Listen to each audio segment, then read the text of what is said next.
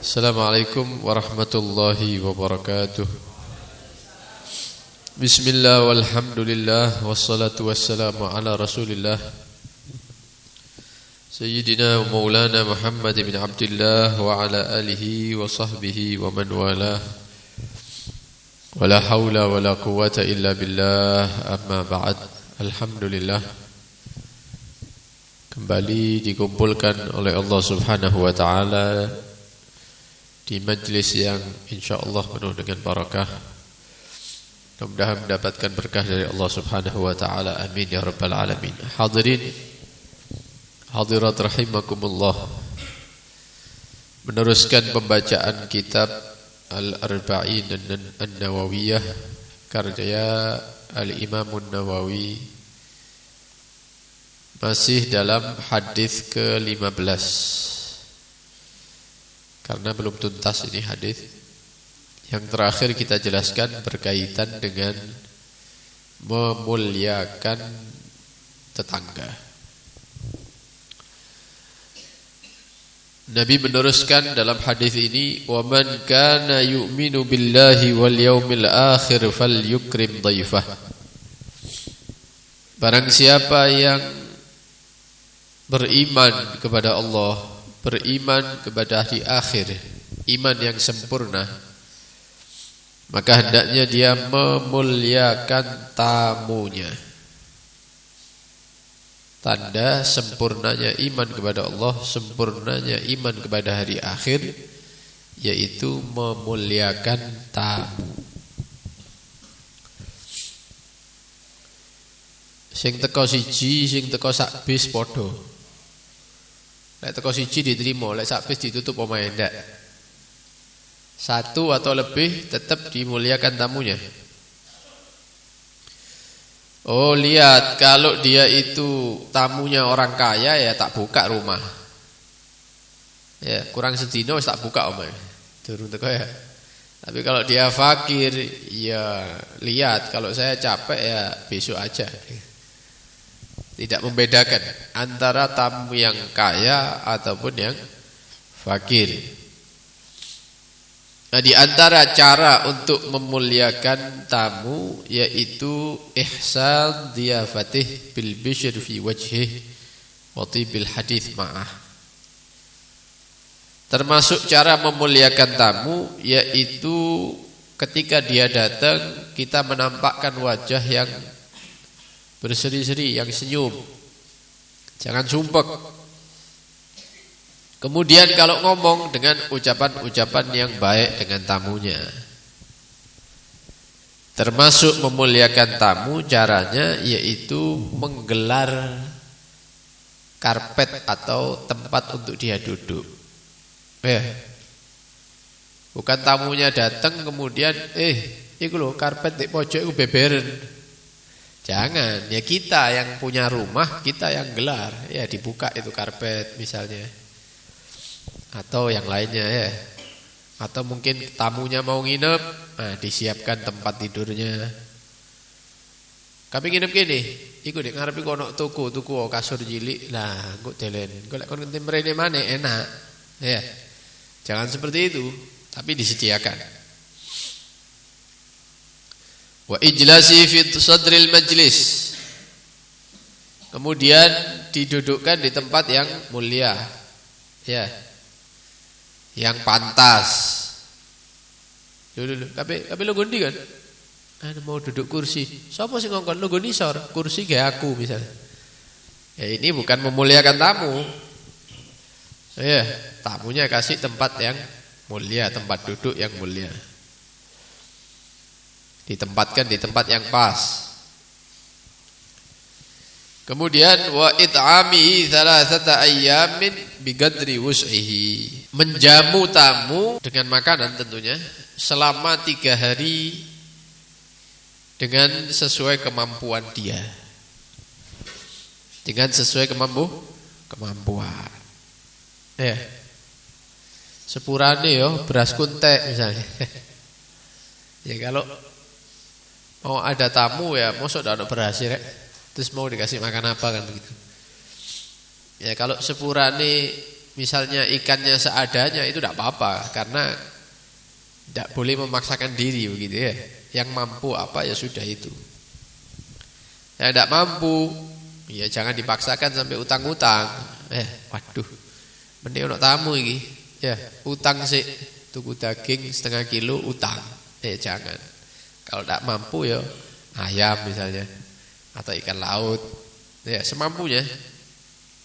3 hari 3 malam. Lebih dari itu ya hendaknya tamunya itu apa? Ya tahu diri lah ya.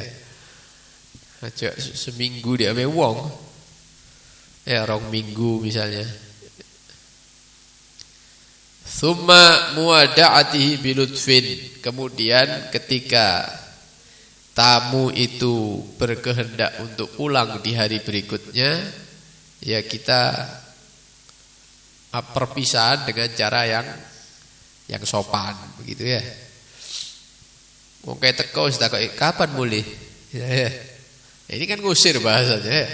Ngusir dengan bahasa halus kan gitu. Baru datang, baru assalamualaikum, waalaikumsalam. Berapa hari kira-kira di sini? Kapan pulangnya? Misalnya sudah beli tiket pulang dah? Ini ngusir jadi. Jangan seperti itu.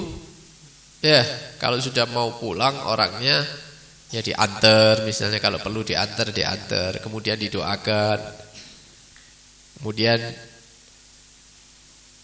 diucapkan misalnya kalau mampir ke sini ke kota ini lagi, mampir ke rumah saya ya, jangan bosan-bosan begitu, dengan kalimat yang baik. Dan kalau ada tamu itu, kalau bisa kita itu melayani dia. Jangan bantuan orang, tapi kita yang melayani langsung. Dan ini sesuai yang dicontohkan oleh Nabi Shallallahu Alaihi Wasallam. Nabi itu kalau ada tamu, Nabi sendiri yang ngambilkan minum, nuangkan minum, ya, mendekatkan gelasnya, menyediakan makannya, ngambilkan makanan tamunya.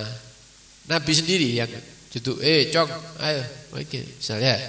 Ayo ambilkan ini, belikan itu. Enggak, Nabi sendiri yang ngurusi tamu itu. Kita kalau ada tamu dianjurkan seperti itu. Dan banyak jadi para sahabat, para ahli bait, keluarga Nabi, ya, para ulama, ya, semuanya itu mengikuti daripada akhlak Nabi Shallallahu Alaihi Wasallam. Makanya pernah kita dengar kisahnya Habib Ja'far bin Syekhon itu yang di Kholi itu setelah bulan Maulid itu ya. Beliau itu gurunya Ki Abdul Hamid.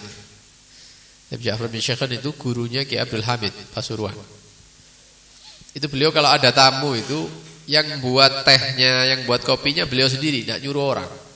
Jadi masuk ke dapur, buat air panas, gelasnya disediakan.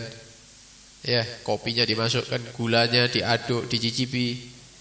Kalau sudah pas, beliau yang mengeluarkan itu gelas-gelas sama kopi itu. Kemudian dituangkan kepada tamu-tamunya satu-satu. Ini mengikuti Rasulullah. Akhirnya ketika ada tamu, satu tamu itu berkata, Habib, ya, jangan antum yang nuangkan kopinya, biar saya. Masa antum ya nuangkan kopi kan ya apa kelihatannya kan tidak pantas, biar kami yang nuangkan kopi. Apa katanya Ja'far ini? Katanya saya mau tanya, nanti itu orang-orang yang mau memasuki surga itu mereka akan berkumpul di telaganya Rasulullah SAW, telaga Kautsar. Kemudian mereka akan diberikan cangkir-cangkir minuman dari air telaga itu, dan Rasulullah sendiri yang memberikan minuman dari tangan mulia beliau. Diterima satu persatu sama orang. Lah masuk nanti kalau di hari itu ente mengatakan, ya Rasulullah jangan antum yang bagi, biar saya. Masa antum bagi air, biar kami yang, ya kan tidak mungkin. Karena yang memiliki telaga itu Nabi memang. Dan Nabi yang membagikan kepada orang-orang yang hadir. Kata tamu-tamunya, oh kalau gitu ya sudah ya, gimana lagi. Makanya Habib Ja'far yang ngasihkan kopi-kopi itu. ke orang itu satu persatu. Dan ini diikuti oleh penerus-penerus beliau, Sayyidina Abu Bakar, Sayyidina Umar, Sayyidina Uthman, Sayyidina Ali, dan sahabat yang lain dan ahlul bait Nabi sallallahu alaihi wasallam ridwanullahu taala alaihim ajmain. Tapi perlu dipahami, kalau ada tamu itu jangan terlalu maksa-maksa gitu. Ya, jangan terlalu memaksa. Karena itu dibenci dalam syariat. Pernah sahabat Salman mengatakan, amarona Rasulullah sallallahu alaihi wasallam, Rasul sallallahu alaihi wasallam memerintahkan kami, kata beliau, alla natakallaf lidhaif ma laisa indana. Yang kita tidak mampu jangan dipaksa-paksakan untuk tamu. Yang kita mampu ya dihidangkan untuk diberikan untuk tamu. Lek gak ono ndak duwe-duwe ya jangan maksa gitu. Ya. Wa warada, dan datang penjelasan yang mengatakan la tatakallafu lidhaif, jangan kalian memaksakan sesuatu untuk diberikan kepada tamu. Fatabghaduhu, maka kalian akan benci datangnya tamu. Kenapa? Ya maksa itu mang. Sekali maksa, mari kudu bingung bayari begitu ya. 2 kali ada tamu lagi maksa maneh. 3 kali maksa suwe-suwe benci ambek tamu. Mudah-mudahan ana tamu maneh. Lah itu gara-gara maksa itu. Jangan memaksakan diri ketika menjamu tamu, maka kalian akan benci datangnya tamu. Padahal orang yang benci tamu itu dibenci Allah. Ya. Orang yang benci tamu itu benci Allah. Orang yang benci Allah ya dibenci sama Allah nantinya. Waliyatubillah min dzalik. Nah, sebagian orang caranya salah. Kadang gawe keluargane sing elek-elek, ya, karpet sing wis brodol, lha iku gawe bojone, gawe anake. Karpet sing apik diplastiki, lek wae ana tamu dibuka. Kemudian piring-piring sing wis gopel-gopel, lah itu dikasihkan ke istrinya, anak-anaknya. Kalau tamu datang dikasih yang bagus-bagus, ya. Di dalam makannya tempe mendol, lek ana tamu, ya, rawon, sate, gulai gitu. Tapi yang di dalam tidak ngerasakno. Nah, ini keliru seperti itu. Apa yang dimakan tamu ya dimakan sama anak istri. Apa yang dirasakan oleh tamu dirasakan anak istri. Ojo dicekel loh piring ibu, tak kampleng kon. Itu kayak tamu. Jangan seperti itu. Ya. Sama istri sama anak ya diperlakukan dengan baik. Tamu juga diperlakukan dengan baik. Ojo sing elek-elek dikekno keluarga. Ya. Kabeh apa iku buka apa karpet itu? Ndak mau gini dipakai. Ndak iku gawe tamu. Delen, ndak usah macam-macam. Jangan seperti itu. Yang ada dipakai untuk tamu, untuk keluarga ya. Dan jangan memaksakan sesuatu untuk tamu. Karena itu sebagian pendahulu kita, para salaf pendahulu kita yang soleh mengatakan termasuk bentuk memaksakan diri yaitu memberikan makanan kepada tamu, masakan-masakan yang tidak kamu makan sehari-hari dan keluarga kamu. Itu termasuk memaksakan. Iya. Mangan apa dek oma? Mangan ini biasanya ini misalnya. Loh, lah kok kalau ada tamu kok keluar gulai? Iya, memang beli gulai untuk tamu tok. Bojo ndak oleh, istri tidak boleh, anak tidak boleh, ini tidak boleh. Itu termasuk takalluf itu. Termasuk memaksakan diri untuk menjamu tamu. Jadi ya umum lah begitu ya. Lek wae mangan enak ambek keluarga ya mangan. Lek mangan biasa ya mangan biasa. Tamu datang kalau pas ono sing enak-enak ya disuguhno. Lek ono sing biasa-biasa kita mampu nambahi sing enak, ada uang ya ditambahi. Lek ndak ono ya wis itu sudah seadanya. Yang kita makan kita hidangkan kepada tamu. Itu yang sesuai syariat. Ya, itu yang sesuai syariat. Tamune pira loro? Ya wis bismillah wis seadanya. Nasi misalnya, tempe penyet, kerupuk misalnya, tahu goreng ini. Minta maaf ya seadanya. Oh ya enggak apa-apa. Masya Allah kita pas lapar ini mangan bareng wareg kan seneng barokah ya. Kalau sampai utang, sampai jual HP misalnya, total jam, nitip jam kayak tuku sate, bukan seperti itu syariah ya. Ajaran agama bukan seperti itu. Nah, kemudian ada satu hadis Nabi SAW yang menyatakan,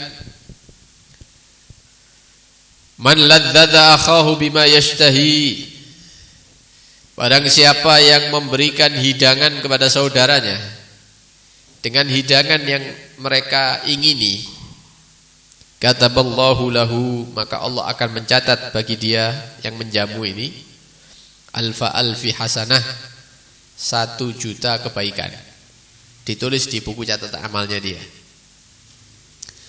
Wa maha anhu, dan Allah menghapus daripada dia alfi sayyi'ah, 1.000.000 kesalahan. Wa rafa'alahu alfi darajah, diangkat derajatnya 1.000.000 derajat. Wa at'amahu Allah min 3 jannat, dan Allah akan memberikan jamuan kepada orang ini ada di 3 surga. Pertama surga Firdaus yang tertinggi, kemudian Jannatu Aden, surga Aden, kemudian Jannatul Khulud. Dijamu nanti di surga sama Allah Subhanahu wa taala. Loh, berarti seakan-akan kita itu kalau kedatangan tamu itu kayak di depot ngono lho ya. Ditakoki, pengen apa begitu ya. Oh, pengen rawon, ya enten ono tak tukokno begitu. Pengen apa? Oh, nasi padang. Oh ya sih tak tukokno misalnya. Seakan-akan seperti itu. Loh, berarti harus maksa, berarti harus memaksa diri untuk memuliakan tamu, berarti enggak. Ya. Kata para ulama, jika makanan yang diingini tamu itu ketepaan ono di jero di omah, begitu deh. Keluar makanan misalnya soto misalnya. Oh ya Allah, kok tepak ya jadi tamunya. Kenapa? Saya kepingin soto mulai kemarin. Kok subhanallah disuguhi soto. Nah, ini yang seperti ini. Dia memberikan makanan kepada saudaranya, yaitu makanan yang dia pingini, begitu ya, yang dipingini oleh tamunya. Maka dia mendapatkan keutamaan yang disebutkan tadi itu. Bukan berarti memaksakan ada, bukan. Ya, bukan memaksakan ada. Atau lagi banyak duit. Orang tadi itu yang ditamui lagi banyak uang. Habis kerja apa oleh bayaran akeh. Pas ono tamu, kepingin apa kon? Tak traktir wis. Ya. Oh kepingin ini, kepingin pin martabak misalnya. Oh enten ono tak telepon martabak 3 misalnya. Nah, ini mendapatkan fadilah, keutamaan yang disebutkan oleh Nabi sallallahu alaihi wasallam. Tapi lek ndak duwe di omahe ndak ono, ya ojo maksa-maksa. Ndak usah maksa-maksa juga. Nah. Kemudian termasuk adab menjamu tamu, panganane metune ojo suwe-suwe. Tamu nih mulai jejeg sampai nyekel weteng. Ya, muni mana kretek. Suarane opo iku? Dijak omong 2 jam 3 jam mangane ndak betul-betul. Ini jangan seperti itu ya. Kalau sudah ada tamu langsung dikeluarkan makannya. Oh saya baru makan ini. Oh ya enggak apa-apa, tak tutupi dimik ya. Engko sak jam 2 jam tak panasi begitu. Kon mangan apa ndak? Lek gak ono saiki tak entekno wis. Salamu dhewe misalnya. Ya jangan. Kalau ada tamu langsung beber begitu ya, dibeber. Toto nasinya ini. Ayo mari makan. Dalam hatinya ngerti ae iki ya sing diomong lek luwe. Cuk ngomong tok ndak mangan-mangan ya. Kasihan, mungkin mereka itu berharap nyampe ke rumah kita sudah disiapkan makanan ya. Jangan lama-lama kalau menghadirkan hidangan itu. Kalau kebetulan ada buah-buahan di rumah ya dikeluarkan. Sing enteng-enteng ya, gedang misalnya. Atau kates atau dipotong, dihidangkan. Kalau ada, tidak ono, tidak usah. Ya. Nah, paling afdolnya makanan yang dihidangkan kepada tamu itu ya jelas daging kalau mampu. Ya, gulai misalnya, sate kambing, misalnya ini ya, atau soto daging dan lain-lain. Ini kalau pas ada, pas akeh duwe ya. Kalau tidak ada, ya yang ada saja, yang ada saja. Kemudian orang-orang terdahulu biasanya itu ketika ada dua model makanan itu dikeluarkan dua-duanya. Nang dapur misalnya ke istrinya, "Dik, masak apa? Iki ono lalapan, ambek ono rawon. Wis tokno loro-loro nih, keluarkan dua-duanya untuk tamu." Ya, terutama kalau ya tamunya banyak, tamu satu aja keluarkan semua. Biar milih begitu. Yang dia selera yang mana? Oh, wingi di oma wis mangan rawon, wis saiki lalapan ae gitu. Apalagi tamunya banyak, 2 orang, 3 orang, 5 orang. Nah, ini dikeluarkan. Yang ada di dalam itu dikeluarkan supaya tamu itu makan sesuai dengan seleranya. Kalau tidak ada cuma satu macam, ya wis itu yang ditokno. Mau apa lagi? Juga termasuk adab ketika tamu itu makan dibarengi, aja dideloki. Ya deloki kabeh mbodi. Waduh, deloki tok iki ya.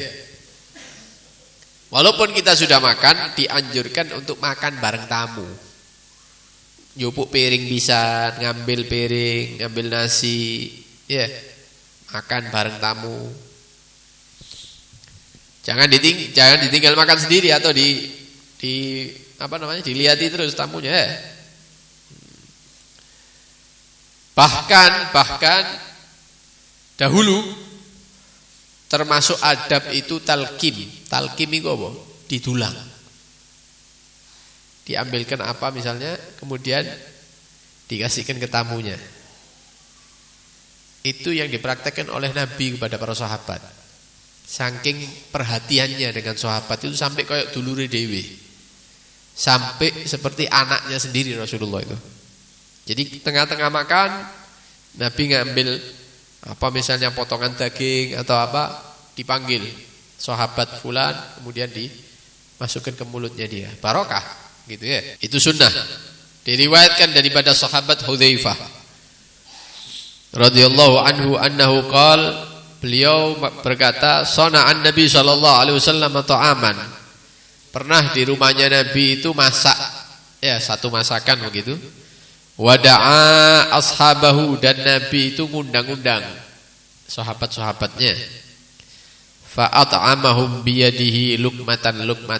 Maka yang hadir itu didulang siji-siji ya Rasulullah itu dengan tangannya beliau, diambilkan, "Ayo fulan, makan," dimasukkan ke mulutnya. Ambil lagi yang dua tulang, yang ketiga didulang sama Rasulullah. Saking kuatnya hubungannya mereka itu seperti saudara dengan Nabi Shallallahu Alaihi Wasallam. Dan ini dipraktekkan oleh para ulama-ulama kita. Lek lu gua ambil santrinya, makan sama santrinya, itu beliau-beliau itu ngambil potongan apa ayam misalnya atau apa, ditulang nang santri ini. Kayak anaknya dewi. Ya, ulamanya meniru Rasulullah Shallallahu Alaihi Wasallam.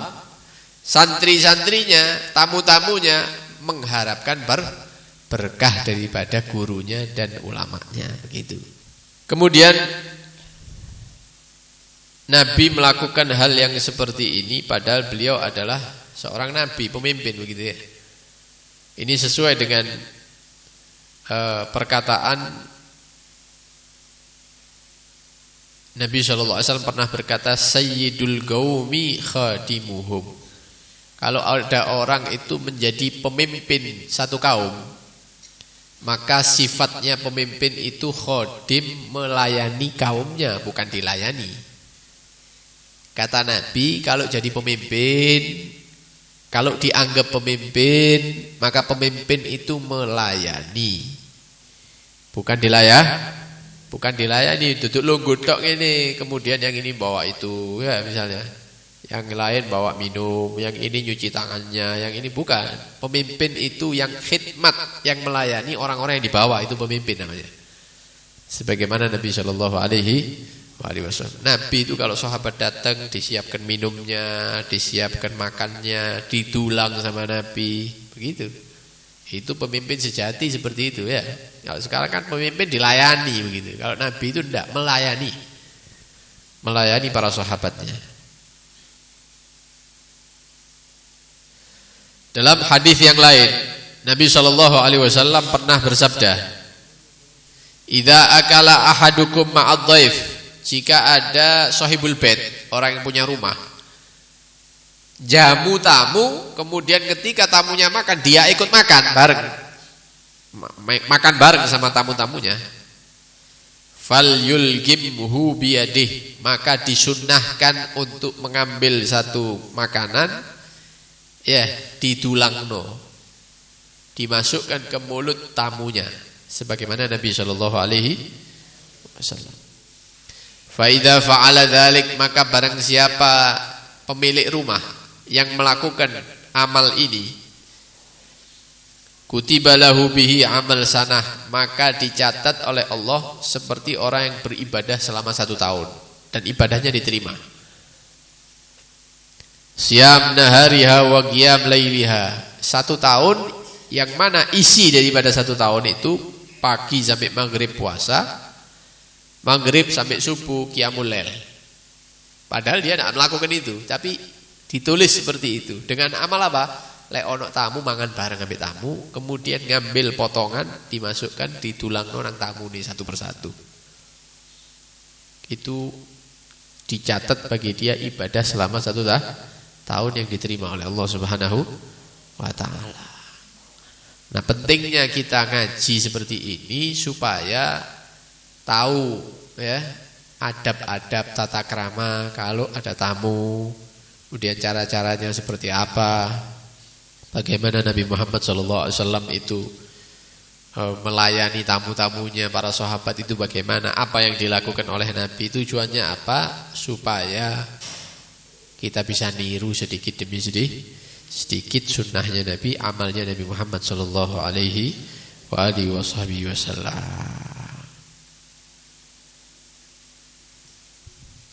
Orang-orang dulu itu kalau kedatangan tamu itu di malam hari itu tamunya dibuat gembira gitu, seneng. Ya. Duduk misalnya habis baca Quran bareng, baca rotib ya. Kemudian sholat isya berjamaah dengan tamunya. Setelah itu disediakan makan malam begitu. Setelah makan malam masih dibuatkan kopi atau teh. Nah, nanti mereka mendatangkan apa? Rebana-rebana ini ya. Hadro itu. Nah, dimasukkan ke rumahnya, qasida-qasida dipukul itu. Untuk menggembirakan tamunya. Kenapa? Karena menurut mereka kalau tamu itu datang maka hari itu adalah hari lebaran bagi mereka. Senang. Jadi malam itu diramaikan dengan qasida-qasida begitu. Biar tamunya senang. Karena sahibul bait yang punya rumah menganggap hari itu adalah hari lebaran, seperti Idul Fitri begitu kalau kedatangan tamu. Saiki kan omahe kuncian terus ya. Lampune diurupno nek ngarep, padahal wong ndek jero. Oh, murup lampune iki, berarti metu iki ya. Wong inceng-inceng di jendela. Itu orang sekarang kan seperti itu ya. Mari kono anake bersuara sedikit ditapuk mek bapak. Cuk rame. Kok tamune ero lek ana wong misalnya. Anaknya sampai diamuki saking ndak kepingine ketamuan itu ya. Nah, bagi tamunya juga ya tahu diri, ojo nginep di ome wong seminggu. Ya. Iya, kon teko meneng. Ya seperti tadi itu ya, dikunci, digembok. Kenapa? Karena tamunya tidak tahu diri. Karena itu kita mohon kepada Allah Subhanahu wa taala mudah-mudahan bisa mengikuti sunnah Nabi sallallahu alaihi wasallam. Mudah-mudahan bisa menjalankan adab-adab ya, mengamalkan ilmu, adab-adab di dalam memuliakan tamu. Mudah-mudahan dengan amal-amal seperti ini kita mendapatkan pahala yang besar dari Allah Subhanahu wa taala. dan mendapatkan ridha Allah Subhanahu wa taala. Amin ya rabbal alamin. Sallallahu alaihi wasallam Muhammad wa alihi wasallam. Walhamdulillahirabbil alamin. Assalamualaikum warahmatullahi wabarakatuh.